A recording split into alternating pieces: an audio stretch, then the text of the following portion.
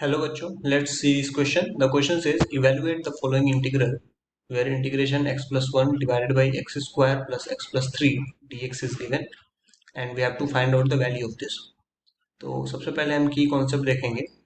तो बेसिकली क्या होता है, कभी भी हमारे पास अगर इंटीग्रल लेट से इस तरीके से गिवन हो कि यहाँ पे fx हो न्यूमरेटर में और नीचे हमारे पास कोई कैपिटल fx फंक्शन हो dx सच दैट कि अगर हम एफ ऑफ एक्स का डिफ्रेंशिएशन करें D by D x of capital F of x और हमें ये स्मॉल एफ ऑफ एक्स मिल जाए यानी न्यूमरेटर वाला टर्म मिल जाए तो उस केस में काम बहुत आसान हो जाता है. स्ट्रेट अवे हम यहाँ पे इस एफ ऑफ एक्स की जगह पे टी पुट कर देते हैं और सब्स्टिट्यूशन कर देते हैं. राइट, कैपिटल एफ एक्स की जगह पे हम टी पुट कर देते हैं और फिर डिफ्रेंशिएट करते हैं तो ये हो जाता है F dash of X D X is equal to D T. और सिंस ये कंडीशन फॉलो हो रहा है तो यहाँ पे F X D X is equal to D T लिखा जा सकता है. तो स्ट्रेट अवे न्यूमरेटर का टर्म डी टी हो जाता है और ये टी हो जाता है और ये लॉग टी में कन्वर्ट हो जाता है जहाँ पे टी हमने ऑलरेडी एफ एक्स को एज्यूम कर रखा है. तो यहाँ से स्ट्रेट अवे हम आंसर लिख सकते हैं log of mod of F of x. तो इस तरीके से प्लस सम कांस्टेंट सी. तो ये हमने देखा कि ये सब्स्टिट्यूशन करने से हमने इजीली इस इंटीग्रल को रिड्यूस कर लिया. तो यही हम यहाँ पे भी यूज करने के लिए सबसे पहले इनिशियली ट्राई करेंगे. अगर आप ऑब्जर्व करें तो यहाँ पे इंटीग्रल पूछा गया है x plus 1 by X square plus X plus 3 D x. Right, तो यहाँ पे अगर हम न्यूमरेटर को देखें तो x प्लस 1 है अभी, तो मैं 1/2 यहाँ पे मेंशन कर देता हूँ और ऊपर भी 2 से मल्टीप्लाई कर देता हूँ तो ये 2x प्लस 2 हो जाएगा और यहाँ पे नीचे रह जाएगा x square plus X plus 3 D x. अब ऐसा करने के पीछे कारण क्या है वो जल्दी आपको समझ में आ जाएगा.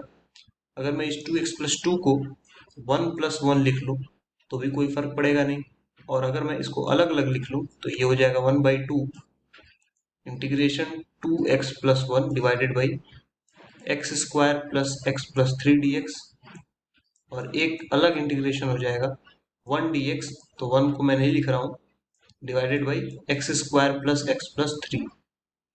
तो ऐसा लिखने से जो फर्स्ट इंटीग्रल बन रहा है अब उसमें आप देखें तो डिनोमिनेटर टर्म का डिफरेंशिएशन ही ऊपर प्रेजेंट है. सो मैं इस पूरे इंटीग्रल को आई मान लेता हूँ ताकि बार बार ये लिखना ना पड़े. मान लेते हैं कि ये आई टर्म है तो हमारा ये जो टर्म है तो हमारा ये जो टर्म है आई वो क्या हो जाएगा, I is equal to 1/2 integration 2x plus 1 D X divided by X square plus X plus 1, ये पहला टर्म था, और plus integration D X by X square plus X plus 1, ये टर्म था हमारे पास. तो इसकी वैल्यू अब कैसे फाइंड करनी है, ये जो फर्स्ट टर्म है इसमें हम डायरेक्टली टी पुट करने जा रहे हैं, इसकी जगह पे हम टी पुट कर देंगे. सो ये हमने यहाँ पे पुट किया टी का value, put X square plus X plus 1 is equal to T and differentiate both sides.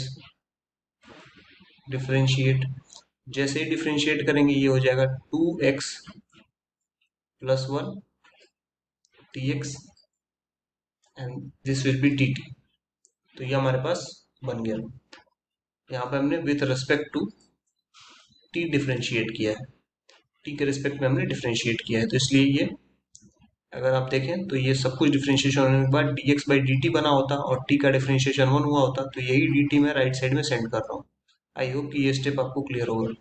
तो ये इक्वेशन हम लोग यूज कर लेंगे या बेसिकली ये वैल्यू हम लोग यहाँ पे फर्स्ट इंटीग्रल में यूज कर लेंगे. तो आई की वैल्यू क्या हो जाएगी, 1/2 ब्रैकेट के अंदर, दिस इज 1/2 ब्रैकेट के अंदर हमारे पास 2x प्लस 1 dx की जगह पे dt और डिनोमिनेटर में t प्लस dx. अब यहाँ पे जो सेकेंड टर्म है x square plus X plus 1, इसको भी हम चेंज करके x प्लस 1/2 का होल स्क्वायर लिखेंगे. तो यहाँ पे 1/4 स्क्वायर से आएगा और 3/4 मैं खुद ऐड कर रहा हूँ, तो ये ओवरऑल जब एक्सपेंड करेंगे तो सेम टर्म आ जाएगा. ठीक है, तो ये फॉर्मूला बनेगा इसलिए हमने ऐसा लिखा है.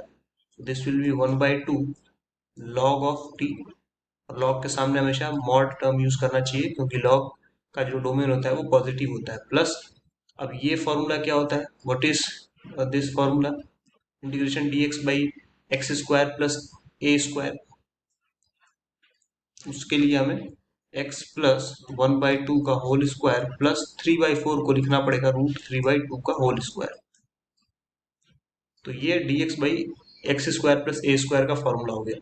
सो अगले स्लाइड पे इसे सॉल्व करते हैं। t की जगह वापिस हम वो वैल्यू पुट कर सकते हैं जो x के टर्म्स में है। So i is equal to हो जाएगा i is equal to 1/2 log of mod of X square plus X plus 1 और प्लस हमारे पास इंटीग्रेशन बच गया था dx बाई एक्स प्लस 1/2 का स्क्वायर प्लस √3/2 का स्क्वायर।